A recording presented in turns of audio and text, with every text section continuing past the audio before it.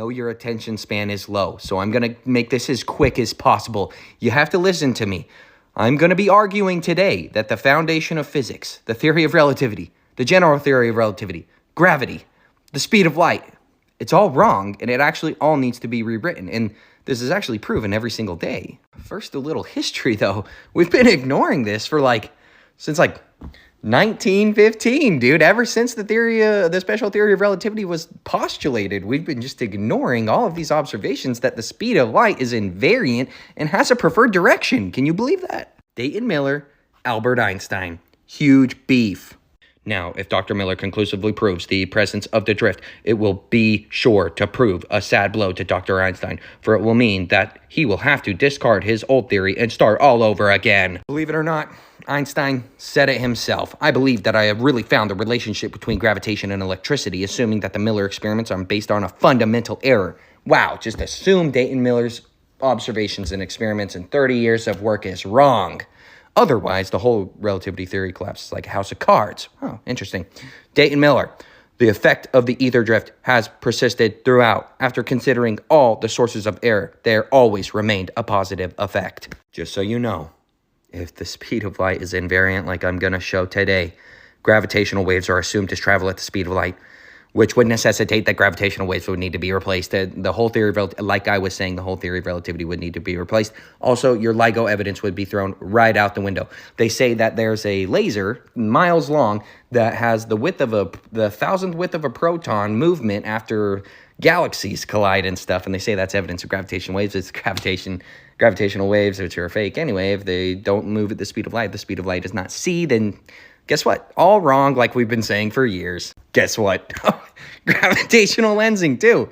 Gone. Out the window. It's wrong if the speed of light is invariant, because also, if we can prove an ether, the ether could be causing this type of thing. The ether, in some way, could be causing this motion. You can't just attribute this fake space-time and this fake math if the math is wrong with, observational data. What kind of observational data is this guy talking about? Well, maybe the detection of the ether using the GPS system.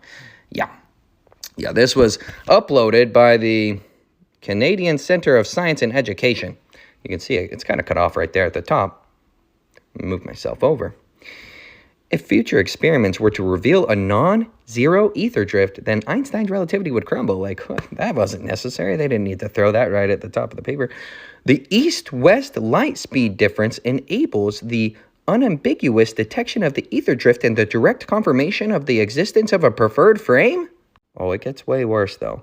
This Earth local or earthbound ether is today referred to as the ECI frame, Earth-centered inertial frame. It is a frame that moves with the Earth but does not share its rotation, just as Michelson theorized. Before we read the bottom paragraph, which is a good one, anytime these people talk about the motion of the Earth, you can simply attribute that to the motion of the ether. It's very simple.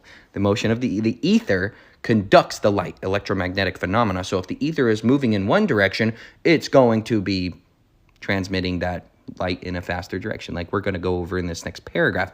The spinning of the Earth is all just assumed. There's unfortunately no evidence for it. Therefore, instead of using interferometry in a second-order experiment and a first-order experiment are just an explanation of how sensitive the devices or the apparatus is. So a first-order experiment is much more sensitive. Second-order experiment to indirectly deduce time differences in light travel arising from ether drift. Such time differences can now be directly measured using synchronized clocks of the GPS. So, I've been asking everybody for a one-way transmission of the speed of light, and we actually have it. The reason nobody told me that we have it is because it debunks relativity. We'll keep going. Using data from the GPS observed that the light takes longer traveling eastward from San Francisco to New York as compared with the signal traveling westward from New York to San Francisco. Kelly also noted that the measurements using the GPS revealed that light signal takes some 414 nanoseconds longer to circumnavigate the Earth eastward at the equator than a light signal traveling westward around the same path. I'm going to leave you with this. I'm going to just debunk the last thing with gravity for you. Before we head off for the day, gravimetry, however you want to say this garbage. Gravimeters. This is a gravimeter that supposedly measures fluctuations in the gravitational constant that's supposed to be constant around the Earth. Apparently it's not constant, admittedly, anymore. Found this weird website, though, and they compare the gravitational anomalies of maps with earthquakes. And, yeah, something is correlating here. For some reason, these weirdos doing science and stuff, they compared the gravitational anomalies to volcanoes, too. Look at that. Wow. It's like, And they also compared them to a map of the plate boundaries and the earthquake zones. And again, maybe we're not measuring gravity with gravimeters. Maybe we're measuring just motion in the earth. I don't know, though. And if you watch any of my videos, you already understand my theory for gravity. Buoyancy, relative density, and electrostatics gives us the directional bias. Now, if that electrostatic potential was a little bit higher, we might get a difference in the rate change. I found 4 papers here talking about gravimetric observational changes during thunderstorms and lightning storms and things like that. So I think we need to rewrite the foundation of physics, guys. What do you say?